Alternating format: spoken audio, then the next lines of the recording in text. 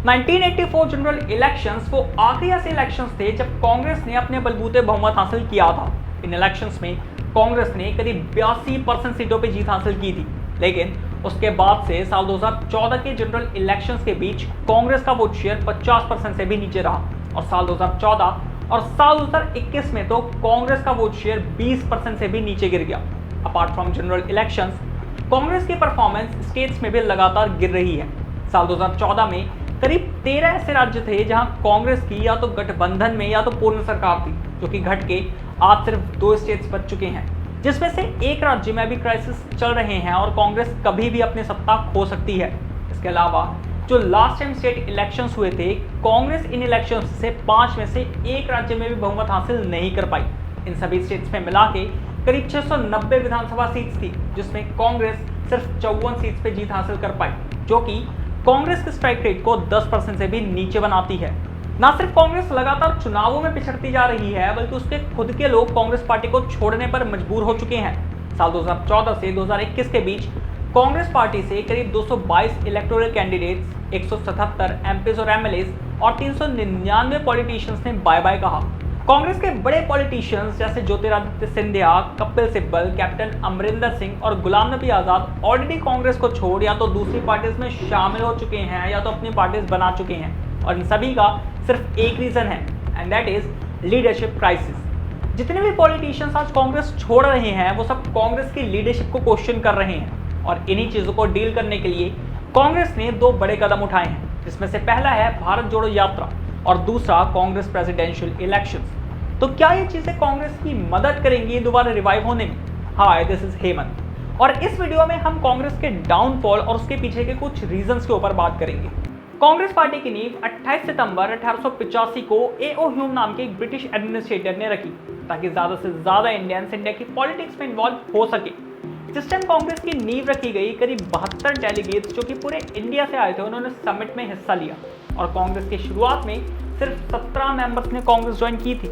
लेकिन क्योंकि उस टाइम कांग्रेस इकलौती ऐसी पॉलिटिकल विंग थी जो कि इंडियंस की बनाई हुई थी, इसलिए ज्यादा से ज्यादा इंडियंस ने कांग्रेस पार्टी को ज्वाइन करना चालू कर दिया, और 1947 तक कांग्रेस पार्टी में करीब 15 मिलियन मेंबर्स और करीब 70 मिलियन पार्टिसिपेंट्स जुड़ चुके थे।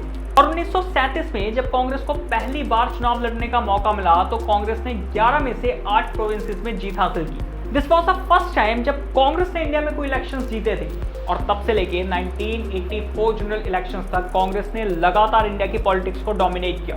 1962 जनरल इलेक्शन से 1984 जनरल इलेक्शंस तक कांग्रेस की स्ट्राइक रेट हमेशा 50% से ऊंची रही। लेकिन जो गलती इंदिरा गांधी ने की थी, उसके चलते इंडिया की अपोजिशन पार्टी को एक बार उठने का मौका मिला, और इसका खामियाजा कांग्रेस पार्टी आज तक भुगत रही है। इंडिया में 61 एमपी सीट्स ऐसी हैं जहां कांग्रेस 1999 के बाद कभी चुनाव नहीं जीती। सिर्फ पिछले कुछ सालों में कांग्रेस की 6 बनी बनी सरकारें टूट चुकी हैं, और राजस्थान इसी लिस्ट में 7वां स्टेट हो सकता है। लेकिन क्यों कांग्रेस लगातार पिछड़ती जा रही है? Let's find it. The first factor is ideology. पहली चीज जो कोई भी पॉलिटिकल पार्टी अपने फॉलोअर्स या सपोर्टर्स को ऑफर करती है वो है आइडियोलॉजी। कुछ एग्जांपल्स की हेल्प से समझते हैं। बीजेपी ने शुरुआत से ही प्रो हिंदू और नेशनलिस्ट आइडियोलॉजी अपना रखी है। इसके चलते बीजेपी को बहुत कुछ भुगतना भी पड़ा, लेकिन बीजेपी ने कभी भी अपनी आइडियोलॉजी नहीं छोड़ी, and the result is currently BJP पूरे इंडिया को गवर्न कर रही है। अनदर गुड एग्जाम्पल इज आम आदमी पार्टी, जिन्होंने हमेशा से हेल्थ केयर और एजुकेशन जैसे टॉपिक्स उठाए। नो मैटर अगर ये पार्टीज अपने प्रोमिसेस को पूरी तरह से फुलफिल कर भी पा रही हैं या नहीं, लेकिन इन सभी पार्टीज ने कुछ स्पेसिफिक टॉपिक्स उठा रखे हैं जिन्हें ये हमेशा अपने प्रमोशंस में डालती है। तो लोगों को ये पता होता है कि अगर उन्हें कोई स्पेसिफिक चीज़ चाहिए तो उन्हें किस पार्टी को चुनना है। लेकिन कांग्रेस का केस अलग है। कांग्रेस किसी भी एक आइडियोलॉजी को फॉलो नहीं करती। महाराष्ट्र में कांग्रेस गवर्नमेंट बनाती है शिवसेना के साथ, जो कि प्रो हिंदू आइडियोलॉजी रखने वाली पार्टी थी। वहीं दूसरी तरफ कांग्रेस के दूसरे लीडर्स हिंदूज के खिलाफ खड़े नजर आते हैं, और यही कुछ चीज़ें कांग्रेस के वोटर्स को कंफ्यूज करते हैं कि वो असल में कांग्रेस को क्यों चुने। वो क्या ऐसे स्पेसिफिक कॉजेज या आइडियोलॉजी है जिसके बेसिस पे कांग्रेस को वोट दें, और यही लैक ऑफ आइडियोलॉजी एक रीजन है जिसके चलते लगातार कांग्रेस के नेता कांग्रेस पार्टी को छोड़ने पर मजबूर हैं। साल 2014 से 2021 के बीच कांग्रेस पार्टी से करीब 222 इलेक्टोरल कैंडिडेट्स, 177 एमपीज और एमएलएस और 399 पॉलिटिशियंस ने रेजिग्नेशन दिया।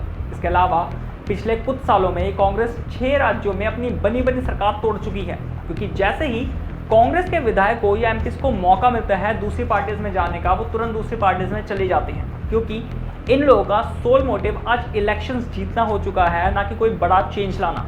एंड दैट इज वाई लगातार कांग्रेस चुनावों में पिछड़ती जा रही है। The second major reason is leadership. Powerful people make places powerful, लेकिन एक कमजोर नेता एक इनविंसिबल महल को भी ढा सकता है, और कांग्रेस के ऊपर यही बात लागू होती है। देश में एक समय था जब कांग्रेस के बिना कोई भी गवर्नमेंट नहीं बन सकती थी, लेकिन आज अपोजिशन पार्टी में बैठी कांग्रेस की क्रेडिबिलिटी और कैपेबिलिटी के ऊपर लोकल पार्टीज तक क्वेश्चन उठा रही हैं। And the reason is lack of leadership. आज जितने भी नेता कांग्रेस से बाहर हो रहे हैं वो सब कांग्रेस की लीडरशिप को क्वेश्चन कर रहे हैं। कांग्रेस के बड़े चेहरे जैसे कैप्टन अमरिंदर सिंह, ज्योतिरादित्य सिंधिया, गुलाम नबी आज़ाद और कपिल सिब्बल, इन सब के कांग्रेस पार्टी छोड़ने का एक सोल रीज़न कांग्रेस की लैक ऑफ लीडरशिप थी। इनफैक्ट जून 2020 में कांग्रेस के G23 लीडर्स ने सोनिया गांधी को एक लेटर भी लिखा कांग्रेस में लीडरशिप चेंजेस के रिगार्डिंग, लेकिन ना सिर्फ इस लेटर को नज़रअंदाज किया गया बल्कि कांग्रेस के दूसरे नेताओं ने इन्हीं लोगों को टारगेट करना चालू कर दिया। एज ऑफ नाउ अगर हम प्राइम मिनिस्टर और राहुल गांधी की पॉपुलैरिटी को कंपेयर करें तो हर 100 में से 48 लोग प्रधानमंत्री मोदी को ही प्रेफर कर रहे हैं, जबकि इन 100 में से सिर्फ 11 लोग राहुल गांधी को प्रेफर कर रहे हैं, जो कि कांग्रेस की गिरती इमेज को दिखाता है। वो पॉलिटिकल पार्टीज जो कभी कांग्रेस से ही निकली थी आज वो अपने स्टेट्स में कांग्रेस से बहुत ज़्यादा अच्छा परफॉर्म कर रही हैं। बेतुके स्टेटमेंट्स पास करना, अपनी रैलीज और पार्लियामेंट में अजीबोगरीब हरकतें करना, ये किसी भी मैच्योर लीडर की निशानी नहीं है, और शायद कांग्रेस को अब अपनी यही गलती समझ आ चुकी है। And that is why Congress ने इतिहास में पहली बार गांधी खानदान से हट के कहीं प्रेसिडेंशियल इलेक्शंस कंडक्ट करने का फैसला लिया है।